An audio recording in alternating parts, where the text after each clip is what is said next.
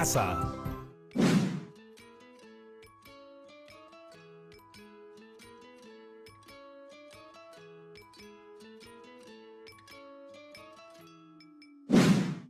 Hola, bienvenidas y bienvenidos al mágico mundo de Decau, donde adquirir conocimientos es más divertido y seguro. Recuerdan que siempre pueden llamar a todas las personas que viven en sus casas para que se unan al programa y aprender juntos.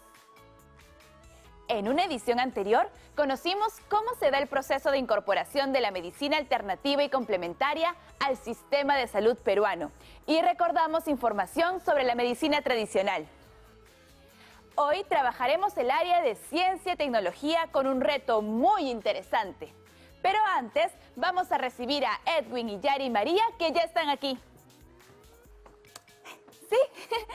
Edwin y Yari María, hola.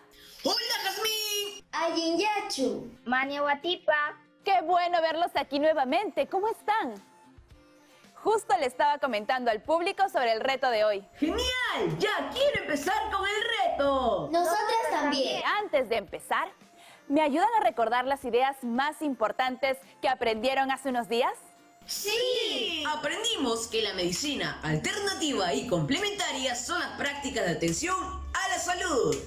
También que la medicina alternativa y complementaria ha sido utilizada desde muchos años, aportando en la mejora de la salud humana. Y en la actualidad la utilizan muchos países a nivel mundial. Muy bien. ¿Algo más que hayan aprendido?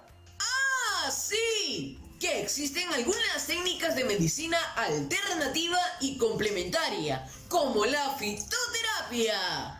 ¿Qué es el uso de plantas medicinales? Y su fin es prevenir y manejar diferentes enfermedades que tenemos. Otras técnicas son las terapias mente-cuerpo, que son un conjunto de terapias y técnicas que se centran en la interacción entre la mente, el cuerpo y el comportamiento. Y sirven para que la mente influya en las funciones físicas y así promueva la salud. ¡Sí! Y entre estas terapias y técnicas se encuentran la meditación, el tai chi, el yoga, entre otras más. ¡Excelente! Y antes de continuar con el reto de hoy, tenemos un recordatorio pendiente. Las investigaciones. Exactamente. Debemos concluir la investigación que vienen realizando. Y para ello es importante tomar en cuenta organizar la información recogida que les permita saber cuál resulta más relevante. Además, les permitirá comparar la información y, sobre todo, interpretarla para dar una mejor respuesta a la pregunta de investigación que se plantearon. Concluido este proceso, podrán reflexionar sobre el trabajo desarrollado y podrán dar a conocer las conclusiones de su investigación a su docente, compañeras, compañeros y familiares. Muchas gracias. Y el reto de hoy puede ayudarlos a seguir con su investigación. Entonces, ¿cuál es nuestro reto? Pues, en esta oportunidad, conoceremos cómo se ha preservado el conocimiento ancestral de la medicina tradicional. ¿Y cómo podemos lograr eso, Jazmín? ¿Recuerdan la sala de experiencia? ¡Sí! Aprendimos sobre los rituales y otras prácticas de la medicina tradicional, como el pago a la tierra. Así es, Yari. Y hoy volveremos a entrar para entender mejor algunas formas sobre cómo preservar el conocimiento ancestral. ¡Genial! Durante estos días estuvimos viendo información sobre el conocimiento científico y sobre los saberes ancestrales para el cuidado de la salud, a través del Tratado de las Plantas Medicinales. Ahora nos toca preguntarnos, ¿cómo podemos preservar los conocimientos ancestrales de las medicinas tradicionales? Y para responder esta pregunta en la sala de la experiencia, les presentaré 3 diferentes casos sobre cómo preservar los conocimientos ancestrales de la medicina tradicional. Decau, ¿me ayudas, por favor?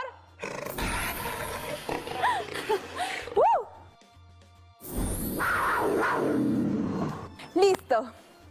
En primer lugar, tenemos el caso de Ana. Ella vive en Apurímac y en su comunidad se estila que las abuelas y abuelos deben enseñar cómo preparar las plantas medicinales. Ana disfruta de escuchar cómo le explican el trabajo de las raíces y cortezas de hojas, así como preparar las infusiones, extractos o macerados con su familia. Ella siente que al escuchar y ver cómo trabaja su abuela, aprende mucho mejor. y desde hace unos días ya sabe preparar sola la infusión de muña. En segundo lugar está el caso de Jorge. Él vive con su abuelo en el departamento de Junín y nos cuenta que le gusta mucho recolectar plantas medicinales junto a su abuelo. Ambos acostumbran a salir al bosque y Jorge junta las plantas que su abuelo le va indicando, porque él conoce el nombre de cada planta al igual que su preparación. Además, nos cuenta que su abuelo lleva años coleccionando plantas que las seca envolviéndolas en papel periódico. Luego les pone peso de varios libros encima para que estén bien aplastadas y logren secarse completamente. Y cuando ya están secas, las pega en un cuaderno, donde les pone su respectivo nombre, descripción y usos medicinales. Por último, tenemos el caso de Tania. Ella vive con su abuelita en el departamento de Ucayali y siempre la acompaña en la cocina donde prepara sus infusiones, extractos y otros preparados con plantas medicinales. Hace unos días le comentó a su abuelita que está registrando en su cuaderno todos los preparados que realiza con las indicaciones, cantidades y combinaciones respectivamente. Cuando su abuela le preguntó por qué hacía eso, ella le respondió que quería tener todo lo que sabía su abuela sobre los preparados de las plantas medicinales, así por escrito para no equivocarse en ninguna combinación o cantidad y pueda salirle igual que a ella. Así puede seguir ayudando a la familia a mejorar su salud. ¿Estas formas de preservar el conocimiento ancestral son seguras? Claro, son seguras siempre y cuando el recojo de la información de quienes transmiten dichos conocimientos sea de manera responsable y honesta. Partamos por la transmisión oral. ¿Cuál de esos casos que presenté hace un momento creen que trata de esta forma de preservar los conocimientos ancestrales? Yo creo que el caso de Ana, o sea, el primero. Sí, ella contó que le gustaba escuchar a su abuela y preparar juntos los remedios de las plantas medicinales, que así aprendía mejor. Así es, la medicina tradicional es parte del legado cultural de los pueblos, donde están integrados los saberes transmitidos por generaciones sobre las cualidades curativas de las plantas. Además, la transmisión oral queda en la memoria colectiva de la familia y la comunidad en general. ¿Y eso en qué nos puede beneficiar? Bueno, estas formas de preservar los conocimientos ancestrales de la medicina tradicional se convierten en insumos para los investigadores e investigadoras. ¿Cómo? Es que con sus investigaciones ayudan a revalorar el conocimiento ancestral y sobre todo contribuyen a la salud de más personas. Además, las investigaciones que vienen realizando les permitirán conocer más sobre las plantas medicinales que están investigando. Somos un país con mucho conocimiento ancestral sobre medicina tradicional que debería ser preservado. ¿Y cómo se puede preservar? Una forma es gracias a que el Estado peruano ha establecido normas que protegen el conocimiento ancestral de los pueblos indígenas. Entonces, si hay leyes que protegen el conocimiento ancestral, ¿qué instituciones lo hacen? Pues el Instituto Nacional de Defensa de la Competencia y de la Protección de la Propiedad Intelectual, llamado también INDECOPI. En esta institución, los conocimientos ancestrales de las comunidades indígenas o campesinas pueden ser registrados para proteger, preservar, defender y evitar que alguna persona o empresa los use y lucre sin permiso o autorización de las comunidades. ¡Wow! Y no solo eso.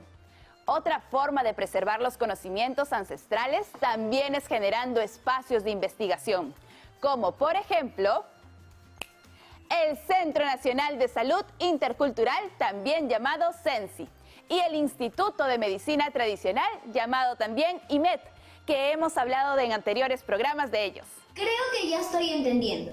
De esta forma, el Estado hace todo lo posible para que nuestros conocimientos ancestrales sobre el cuidado de la salud se preserven y se puedan utilizar de manera complementaria en los centros de salud. Muy bien, Iyari. Y esto es una forma de respetar, reconocer, valorar y difundir estos conocimientos ancestrales que forman parte de la cultura de los pueblos. Así también los preservamos. Jazmín, tengo una duda. ¿Existe una relación entre la cultura y los conocimientos ancestrales? Claro, María. Sí tienen relación porque los conocimientos ancestrales, como la lengua, las tradiciones, los hábitos, los valores, forman parte de la cultura. Y estos conocimientos ancestrales son el resultado de la transmisión oral que se pasa de una generación a otra.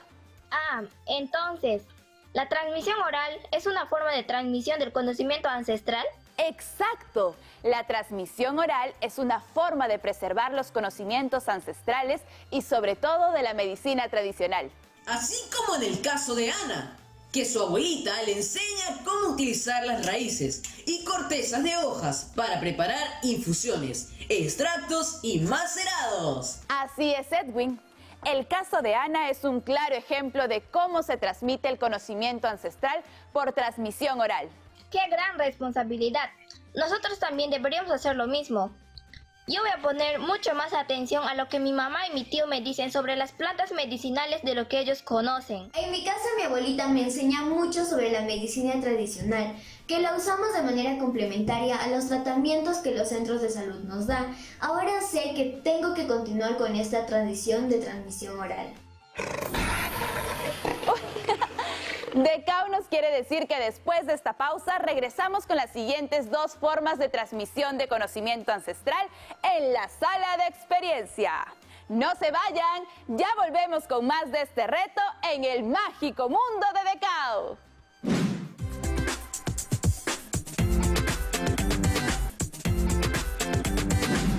Ya estamos de regreso. Nos encontramos en la misión de conocer cómo se ha preservado el conocimiento ancestral de la medicina tradicional. Ya descubrimos una forma que es la transmisión oral. Y para aprender las siguientes, Edwin y Yari y María ya están en la sala de la experiencia para trabajar. ¡Vamos allá! ¡Qué emoción estar en la sala de la experiencia otra vez! Opino igual que tú, Edwin. Y para aprovechar el tiempo al máximo, sigamos con nuestro reto. María, ¿qué otra forma de preservar los conocimientos ancestrales crees que exista? En el segundo caso, Jorge decía que él recolectaba plantas medicinales con su abuelo y que los coleccionaba desde hace muchos años en cuadernos, después de haberlos sacado completamente. Además, en cada hoja que iba a la planta anotaba su nombre, su descripción y su uso medicinal. Es cierto, recolectar las plantas medicinales es una forma de preservar el conocimiento sobre las plantas medicinales. Claro que sí, Yari. Es más, esa forma de preservar se llama herbario. ¿Herbario? ¿Qué es eso? Para responder tu pregunta nos servirá mucho revisar un poco de historia. Solo la historia nos permite conocer el pasado para entender nuestro presente. Hacia los siglos XV y XVI, un herbario se utilizaba para designar un libro en el cual se describen principalmente plantas medicinales y los usos de estas. También se utilizaba este término para referirse a un conjunto de plantas vivas cuyo propósito era el estudio o la enseñanza de la botánica. Entonces, un herbario es una colección científica de plantas secas o herborizadas para estudiarlas con precisión y describir en qué época del año y en qué lugares crecen adecuadamente. ¿Y qué otra información tiene un herbario? Es una gran pregunta, María. Los herbarios son fuentes de información sobre nombres comunes y usos locales de plantas. Proporcionan datos de localidades para organizar y planificar trabajos de campo. Sirven para verificar nombres científicos. Y proveen material para ilustración de plantas. Además, son instrumentos de apoyo. ¿Existe algún herbario en el Perú? Claro, Yari. Tenemos el Herbario de Plantas Medicinales del Ministerio de Salud, que rescata y revalora los usos ancestrales de las plantas medicinales y que es reconocido internacionalmente. ¿Internacionalmente? Así es. El Herbario de Plantas Medicinales del Instituto Nacional de Salud, INC, del Ministerio de Salud, MINSA, ingresó al registro del Catálogo Mundial de Herbarios que dirige la institución del Botanical Garden de New York, Jardín Botánico de Nueva York. Esta institución reúne un listado académico de 3.100 herbarios, donde se alojan permanentemente 390 millones de especímenes botánicos de todo el planeta. ¿Y qué hace nuestro herbario ahí? El Jardín Botánico de Nueva York es una organización líder mundial de investigación y conservación de plantas que utilizan herramientas tradicionales y modernas para descubrir, comprender y preservar la vasta diversidad botánica de la Tierra. Entonces, ¿cuántas plantas medicinales tiene el Instituto Nacional de la Salud? En la actualidad, la colección del herbario del Instituto Nacional de Salud está compuesta por cerca de 2.000 ejemplares, equivalentes a 1.102 especies medicinales. ¡Wow! A mí también me gustaría tener un herbario en mi casa para registrar las plantas medicinales que encuentro en mi localidad. ¿Qué pasos debo seguir? Todos los materiales los podrán encontrar en la mesa de la sala de la experiencia. Ahora vamos con los pasos a seguir.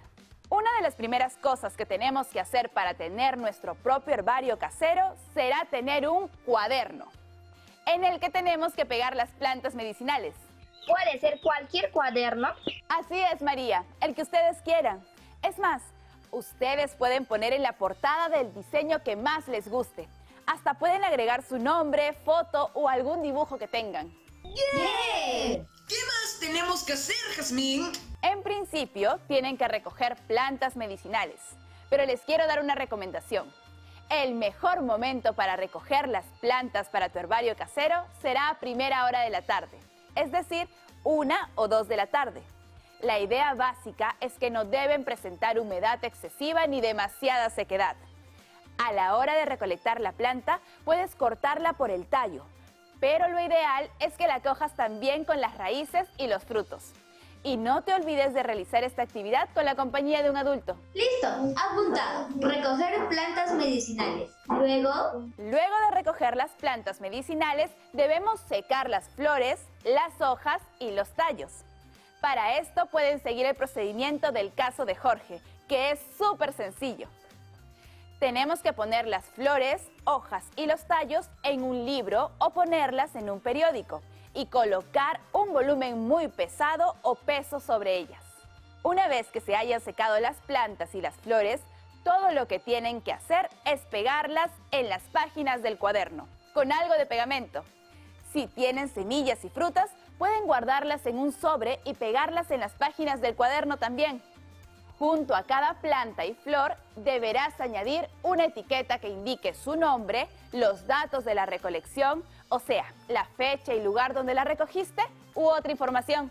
¿qué otra información podemos poner en la etiqueta? Pueden poner información científica. Para eso deben investigar en diversas fuentes como libros, internet o alguna persona que conozca sobre las plantas medicinales. Yo le preguntaré a mi tío que sabe mucho de las plantas medicinales que hay cerca de mi casa. Yo le preguntaré a mi papá qué plantas medicinales hay en mi cocina para recolectar y poder ponerlas en mi herbario casero. Yo le diré a mi mamá que me dé alguna de las plantas medicinales que compra en el mercado. Muy bien, y listo. Ya pueden hacer sus propios herbarios en casa. Gracias, Jazmín. Yo también enseñaré a mi familia para hacerlo en conjunto. Pasando al último caso, ¿qué pueden decirme sobre lo que contó Tania? Ella registra lo que fue escuchando de la abuelita sobre el preparado de las plantas, las cantidades y las diferentes combinaciones. Entonces, lo que escribió sobre el conocimiento de las plantas medicinales es una forma de preservar el conocimiento ancestral. Nuevamente consultemos brevemente la historia para responder esta pregunta. Decao, ¿podrías ayudarnos? Desde hace mucho tiempo atrás han sido registradas las plantas medicinales para el cuidado de la salud. Varios cronistas y posteriormente otros autores ofrecían una amplia información sobre el tema. Por ejemplo, el escrito del padre José de Acosta, que nació en 1540 y falleció en 1600. Él aborda en su Historia Natural y Moral de las Indias, escrita en 1590, el tema de las plantas de uso medicinal en América. También están los escritos del Inca Garcilaso de la Vega, que documenta la resina del mulli, llamada molle por los españoles, para tratar las heridas recientes. Por otro lado, el jesuita Bernabé Cobo, nacido en 1580 y quien falleció en 1657, registró plantas medicinales en el siglo XVII y se destacan sus estudios del árbol de la quina para la cura de la malaria. También está Antonio Raimondi, quien publica sus estudios sobre elementos de la botánica aplicada a la medicina y a la industria en 1857. Y en la actualidad, el Centro Nacional de Salud Intercultural, también llamado CENSI, del Instituto Nacional de Salud, INS, que tiene como misión la revalorización y el fortalecimiento de la medicina tradicional. Por ello, promueve la preservación de las plantas medicinales a partir de las investigaciones que realiza. En conclusión, ¿se puede preservar el conocimiento ancestral de la medicina tradicional a través de la transmisión oral, herbarios o registro escrito? No era eso. Todo lo contrario, Yari. Acabas de responder la pregunta del reto. ¡Lo hicimos! Sí, este programa nos permitió conocer la importancia de preservar los conocimientos ancestrales de la medicina tradicional y su investigación. Además, el trabajo de investigación que vienen realizando les permitirá conocer sobre el conocimiento ancestral a partir de las plantas medicinales que consuman con sus familias. Entonces, ¿ya nos toca volver a la guarida? Sí. Decau, ¿podrías llevarlos a la guarida para recordar lo que aprendimos?